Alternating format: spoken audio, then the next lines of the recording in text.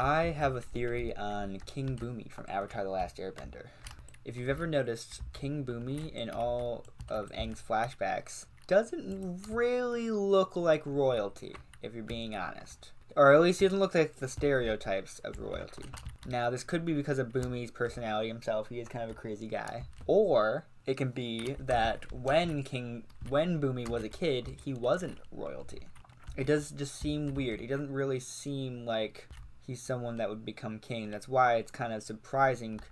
That's why it's surprising to the viewer that he is the king, or at least that's what it's meant to be. If he was royalty, you would expect Aang to know that and also be like, oh, are you related to Bumi?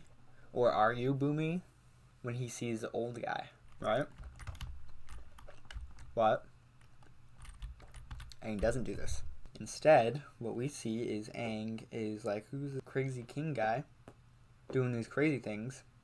I'm not a fan. Yeah, it's meant to be weird, and it is weird. But I have a theory to explain how did Bumi become king if he wasn't royalty, right? And my theory goes that, and it's based on the fact that Bumi takes Amashu back single-handedly. I think Bumi was such a powerful earthbender that one day in his adolescence or adulthood, Bumi just decided he wanted to be the Earth King, or he wanted to be called Earth King.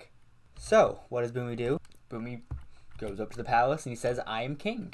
Of course, initially they would try to stop him and quickly find out that Bumi is a much, much more powerful bender than they are and can defeat all of them single-handedly. What are you going to do?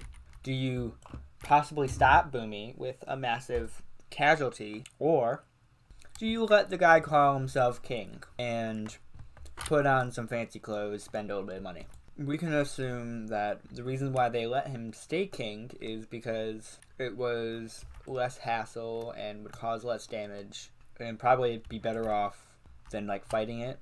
That's my theory. I think Bumi just decided he was king one day and no one could tell him no.